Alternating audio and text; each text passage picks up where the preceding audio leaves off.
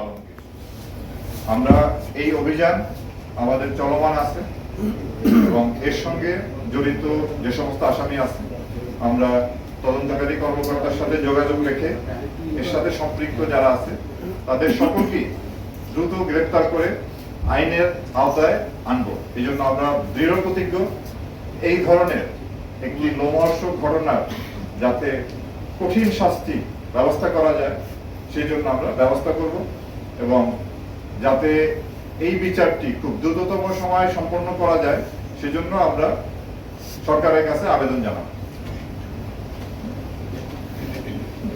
এবং এই অভিযান এখনো চলমান আছে এবং বাংলাদেশ সেনাবাহিনীও এই অভিযানের সাথে সম্পৃক্ত আছে এবং ঢাকা মেট্রোপলিটন পুলিশও তাদের অভিযান অব্যাহত রেখেছে, আমরাও আমাদের অভিযান চালিয়ে যাচ্ছি।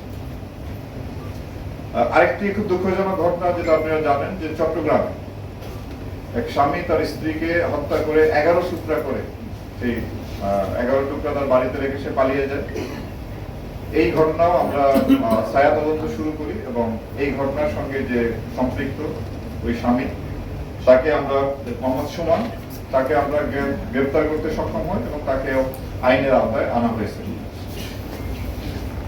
গতকালকে আরেকটি ঘটনা ঘটে, সেটি হলো বিমানবন্দরে ঢাকা থেকে কাঠমান্ডুগামী বাংলাদেশ বিমানের একটি বিমানে বোমা আছে এরকম একটি টেলিফোন কল এয়ার ট্রাফিক কন্ট্রোলকে জানানো হয় এবং যার ফলে ওই বিমানের যাত্রা স্থগিত করা হয় এবং প্রায় 3 থেকে 4 ঘন্টা তল্লাশি চালিয়ে সেখানে কিছু পাওয়া যায়নি, এই কলটি সঠিক ছিল না।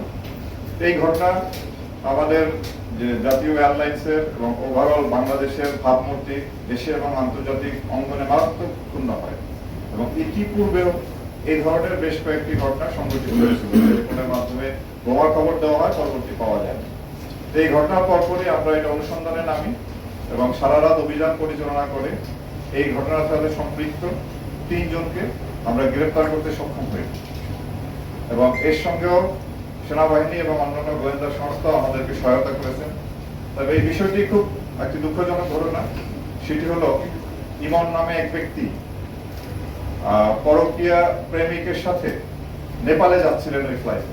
এটি ইমনের মা এবং তার স্ত্রী জানতে পারেন এবং তার যাত্রা বন্ধের জন্য তারা প্রচেষ্টা চালান, কোনোভাবেই তারা সক্ষম হন না।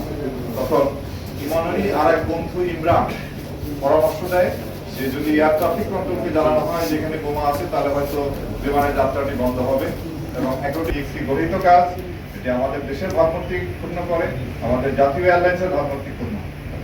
কোনোভাবেই যেন এই ধরনের প্রচেষ্টা ভবিষ্যতে গ্রহণ করা না হয় এবং করলে তার জন্য কঠিন শাস্তির ব্যবস্থা করা হবে।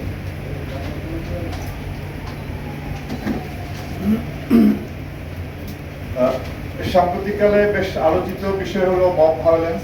আপনারা জানেন যে বিভিন্ন জায়গায় রাস্তাঘাট বন্ধ করে দাবি দাওয়া আদায়ের নামে রাস্তাঘাট বন্ধ করা, বিভিন্ন সরকারি অফিসে গিয়ে সেখানে ঝামেলা তৈরি করা দলবদ্ধভাবে, এই ধরনের ঘটনা আমরা ইদানিং প্রায় প্রত্যক্ষ করি। এটি খুব অন্যায় কাজ। আমরা এই ধরনের মব ভায়োলেন্সের ব্যাপারে কঠিন পদক্ষেপ গ্রহণ করব। কোনোভাবেই আইন কারো হাতে তুলে নেওয়া যাবে না, আইনকে শ্রদ্ধা করতে হবে এবং আইন মেনে চলতে হবে। সাম্প্রতিককালে লালমনিরহাট জেলার পাটগ্রামে থানায় আক্রমণ করে 2 জন আসামিকে ছিনিয়ে নেওয়া হয়। সেই ঘটনায় আপনার মামলা রুজু হয়েছে। আমরা র্যাপিড অ্যাকশন ব্যাটালিয়ন এবং জেলা পুলিশের যৌথ অভিযানে আমরা সেই ঘটনায় 3 জন আসামিকে গ্রেফতার করি এবং যারা অবশিষ্ট আসামি আছে তাদেরও গ্রেফতার কার্যক্রম চলমান আছে।